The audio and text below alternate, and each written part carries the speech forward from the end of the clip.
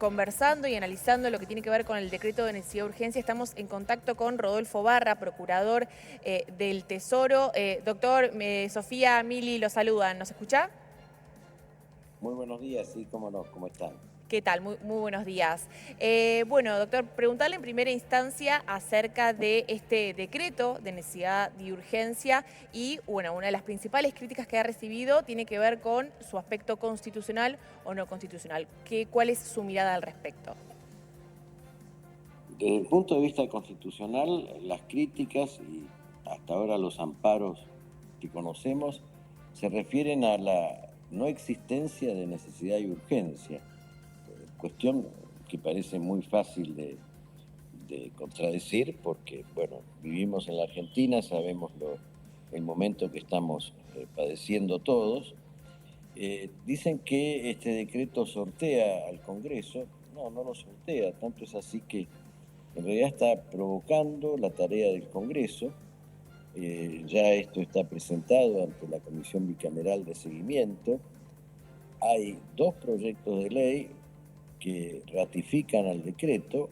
Uno es presentado por el bloque radical en diputados y otro es la ley llamada Ley Ómnibus, que ingresó también ayer a la Cámara de Diputados, en este caso mandada por el propio gobierno. Lo bueno de esta última ley es que está ya considerada, enumerada, dentro de las cuestiones que se pueden tratar en sesiones extraordinarias, no así la anterior que mencioné, la primera que mencioné del radicalismo. Pero entonces ya la ratificación la puede tratar el Congreso ahora mismo, mejor dicho, a partir de la semana próxima, ¿no? Queda un día hábil nada más. Así que esto ya tiene estado parlamentario, ya está en discusión parlamentaria. El decreto, como dije recién, lo que hizo es acelerar esa discusión, pero de ninguna manera evita el conocimiento de la intervención y la decisión de los legisladores. Doctor, hablando sobre el tratamiento legislativo, ¿no?, que mencionaba recién sobre la actividad de las cámaras respecto de este decreto, ¿usted cree que el destino de este decreto va a ser más por vía legislativa o por vía judicial? Recién estaba mencionando los amparos y cautelares presentadas. ¿Qué opina en ese sentido? Mire, esos amparos fueron iniciados antes de que ocurriera todo esto que le acabo de decir, ¿no es cierto? Así que yo pienso que los jueces muy probablemente digan, miren, esto está en discusión por parte del Congreso, tenemos que esperar a que el Congreso decida, porque si no, fíjese usted que una decisión de los jueces significaría una interferencia en el trámite parlamentario. Si el juez dice esto es inconstitucional, bueno, ¿qué hacen los legisladores? ¿Lo aprueban, no lo aprueban? Eh, Así que lo normal, y hay jurisprudencia en esto, que los jueces digan, bueno, hasta que no se expida el Congreso, nosotros no podemos intervenir en el salvo aquellos casos donde haya un agravio concreto en un derecho de una persona determinada. Entonces ahí sí, por supuesto, tenemos la garantía del juez y del respeto de la Constitución, ¿no? Pero hasta ahora eso no se ha planteado, al menos que nosotros conozcamos.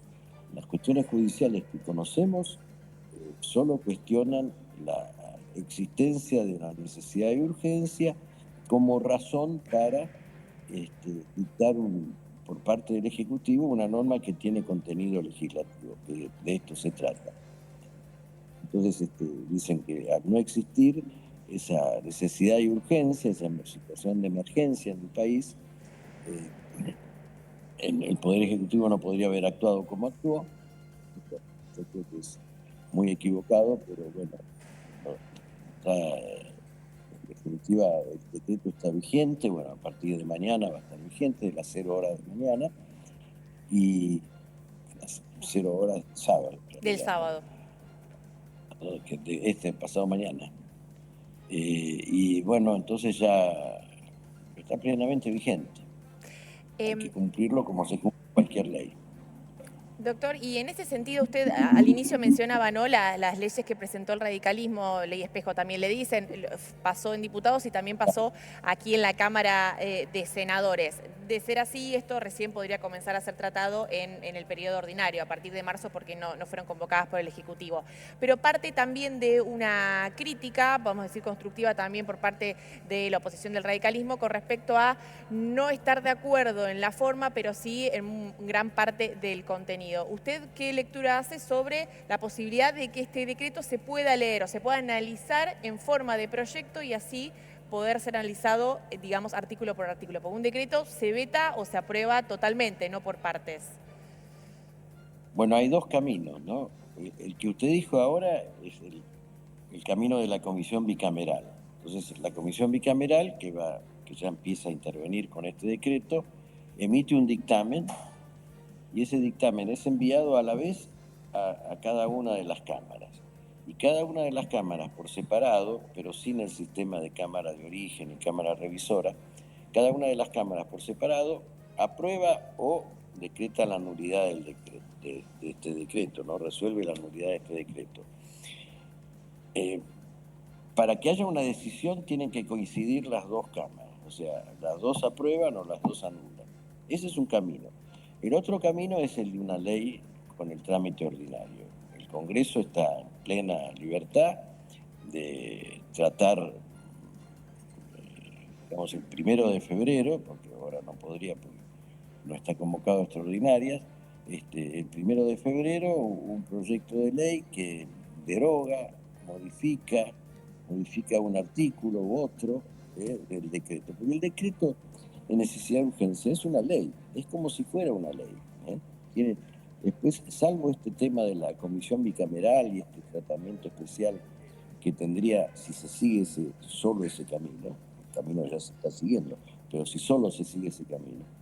Pero fuera de eso, tiene todas las características de una ley. O sea, rige a partir de la fecha de su vigencia, como dijimos, esto va a ser a partir de este fin de semana, obliga a partir de la fecha de su vigencia y puede ser derogado, modificado, ampliado, ratificado, como lo que querramos hacer por una ley del Congreso. Ahí lo que decían los legisladores. Y con el régimen de ley posterior con respecto a la ley anterior. Siempre la ley posterior puede derogar expresamente o puede ser contradictoria con una ley anterior, que sería un supuesto de derogación tácita. Doctor, otro de los escenarios que bueno, había ingresado también en el debate público era la posibilidad de un plebiscito, de una consulta popular. A nivel marco jurídico, ¿cómo procedería una opción así?